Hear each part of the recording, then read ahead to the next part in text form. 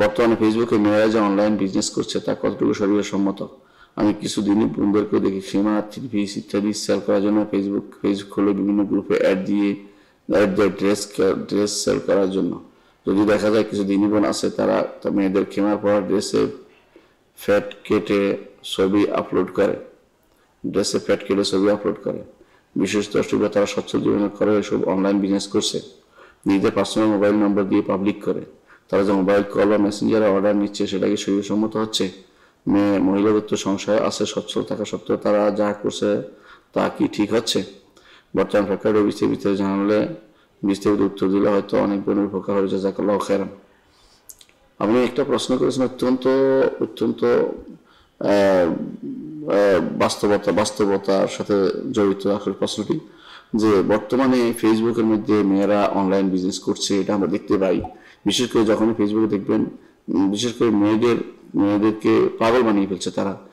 এরকম খেমার, এরকম ওড়না, এরকম এটা বিভিন্ন রকমের জিনিস দিয়ে এরা দেখাচ্ছে তাদেরকে, অথচ তারা মুখ খোলা রাখছে, তারা বিভিন্নভাবে শরীর সজ্জা নিয়ে আসছে দেখানোর জন্য, এবং সেখানে মিটমিটি করে কথা বলতেছে, সেখানে সুন্দর করে কথা বলতেছে মানুষকে প্রলব্ধ করার জন্য।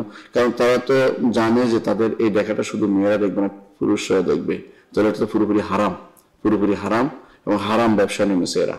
যদিও তারা ইসলামিক খেমার নাম দিয়ে বা বিভিন্ন রকমের বিভিন্ন ইসলামিক নাম দিয়ে বা বিভিন্ন ইয়াদের যেগুলি বিক্রি করছে সেগুলো ইসলামিক এটাই দেখ না কেন, তা মেয়েদের দ্বারা এটা এই দেখানো, পর্দার বাইরে যাওয়া, এটা কোনোভাবে জায়েজ হবে না। এটা হারাম ব্যবসা, এটা মেয়েদের হারাম ব্যবসা।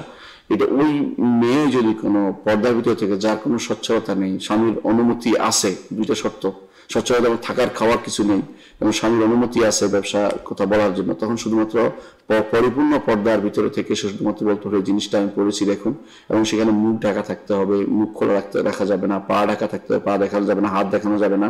হ্যাঁ, এরকম ডেকে যদি পরে দেখাতে পারে শুধু ওই সময়ে, এবং সেখানে যদি কোনো ঢিলা ড্রেস হয়, তেমন সেটা আটসাট না দেখানো হয় এবং মেয়েদের আকর্ষণ করার মতো কিছু না থাকে, এই শর্তগুলি পরিপূর্ণভাবে পালন করার পরে, এবং তার প্রথম শর্ত হচ্ছে স্বামীর অনুমতি, দ্বিতীয় হচ্ছে শরীয়ত সম্মত প্রথম, তারপর স্বামীর অনুমতি দ্বিতীয়, 3 নম্বর হচ্ছে তার অসচ্ছলতা থাকতে হবে। এই 3টি মৌলিক শর্ত এবং অন্য শর্তগুলো পূরণ হওয়ার সাপেক্ষে একজন মেয়ে শুধুমাত্র এই ব্যবসা বা এই ব্যবসা করতে পারে, কারণ মেয়েদের ব্যবসা করতে নিষেধ করে না। কিন্তু সমস্যা হচ্ছে যারাই এই ফিল্ডে নামছে আমরা দেখেছি প্রত্যেকেই পরিবার কোনো খারাপ নয়, পরিবারের সবকিছুই আছে, তাদের পরিবারের সচ্ছলতা আছে, তারা আরো বেশি অর্থশালী হতে চায়, আরো বেশি বিত্তশালী হতে চায়, এবং তারা এটাকে শয়তান আরো বেশি তাদেরকে এটা নিয়ে আরো বেশি করে দিয়েছে। এই শয়তান আরো বেশি শয়তান বেশি লালায়িত করে দিয়েছে, এই জন্য বুঝাচ্ছে তাকে, তারপর পৃথিবীতে ঢুকাই দিয়েছে এটা যে তুমি তো ভালো কাজই করছো, তুমি তো ওড়না বা বোরকার ব্যবসায়ী করতেছো, বোরকা পড়লে তুমি ভালো হয়ে যাবে ইত্যাদি করতেছে। কিন্তু সে যে নিজেকে পণ্য হিসেবে মানুষের কাছে জাহির করতেছে এবং নিজে যে হারাম কাজ করতেছে এই কথাটা সে নিজেও বুঝছে না। এই জন্য এটা আমরা অনুরোধ করবো বন্ধুদেরকে এই সমস্ত কাজ থেকে দূরে থাকার জন্য। এটা হারাম এবং এই সমস্ত এই ব্যবসাগুলো যতক্ষণ পর্যন্ত শরীরের সম্মত না হবে ততক্ষণ পর্যন্ত আপনি গুনাহগার হবেন, এবং যেই স্বামী বা যেই বাবা বা যেই ভাই এটা অনুমোদন করবে এবং মেয়েকে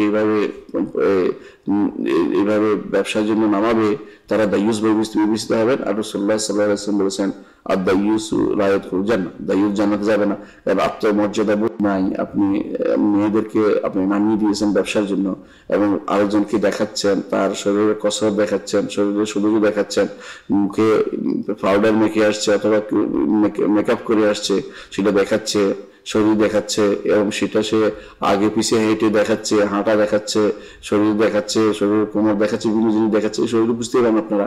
তো এইগুলো পুরোপুরি হারাম, এগুলি করার কোনো সুযোগ নেই। আমরা বলেছি যেগুলো সত্য, যেগুলো বলেছি স্বার্থ পুরো না হওয়া পর্যন্ত কোনো নারীর এই সমস্ত জায়গাতে যাওয়া জায়েজ হবে না। যদি ওই ব্যক্তি কিন্তু আমরা বলেছি যে, এমনকি আশ্চর্য বিষয় হচ্ছে এটা তো খিমার বা এগুলোর মধ্যে হচ্ছে আরো কিছু মানুষ আছে যারা বিভিন্নভাবে বিভিন্ন জিনিস বানানো, বিভিন্ন কেউ দেখবেন রান্না কিভাবে করে, কেউ কি বিভিন্ন রকমের রেসিপি বানাচ্ছে, এই রেসিপি বানিয়ে দেখাচ্ছে, এরা সবাই হচ্ছে দায়ুস। কারণ এরা স্বামীগুলি দায়ুস, এই জন্য স্বামীগুলি জানে যে তার মেয়ে, তার স্ত্রী, তার তার তার স্ত্রী, তার মেয়ে, তার কন্যা, তার বোন, তার মা বা তার কেউ, তারা পুরুষগুলি দেখতেছে এটা যে তারা এই অন্যায় করতেছে, অথচ তারা চুপচাপ বসে রয়েছে, মনে করতেছে এটা একটা ভালো কাজ করতেছে। অথচ এই মেয়েরা বলতেছে যদি পছন্দ হয় আমাকে লাইক দিন। কিসের লাইক দিবে? এটা হারাম কাজের লাইক হয় নাকি? এই সমস্ত সবচেয়ে নিকৃষ্টতম কথা। তাদের আবার পেজ হয়, পেজের লোক হয়, আমাদের পেজে এত এত হাজার হাজার লাইক করেছে, এটা কোন ধরনের কথা? এটা তো হারাম কাজের সাথে জড়িত। এই জন্য এটা কখনো জায়েজ হতে পারে না। তো এই সমস্ত বিজনেসে যারা আসছে, এটা তো হারাম, পুরোপুরি হারাম। আপনি জানেন এখানে যারা বিজনেস আসছে দেখাচ্ছে যে তারা শয়তান এখানে আর একটু বেশি দিচ্ছে, কারণ দেখাচ্ছে যে আমি তো এই ওনা ব্যবসা করতে চাই, ওনা পড়লে মেয়েরা ভালো হবে বা সুন্দর করে পড়লে ভালো হবে ইত্যাদি ইত্যাদি দেখাচ্ছি।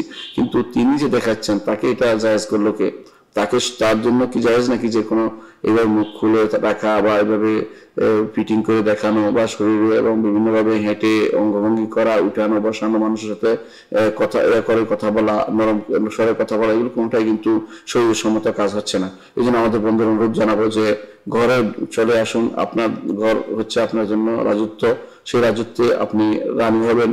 আপনি বাইরে গিয়ে নিজেকে প্রদর্শনী করবেন না, আপনি চাকরানি হবেন না, আপনি কর্মচারী হবেন না কারো, আপনি নিজেকে অপমানিত করবেন না। আপনি ফিরে আসুন আপনার আলোয়, এটা আপনার জন্য বেশি উপযোগী। আপনি বাইরে এগুলো করলে আপনি নিজের ক্ষতি করলেন, আখিরাত বরবাদ করলেন। হয়তো এর দ্বারা আপনি কিছু দুনিয়ার সামান্যতম কিছু টাকা পাবেন, যে টাকা দিয়ে হয়তো দুনিয়াতে আপনি 70 বছর বাঁচবেন।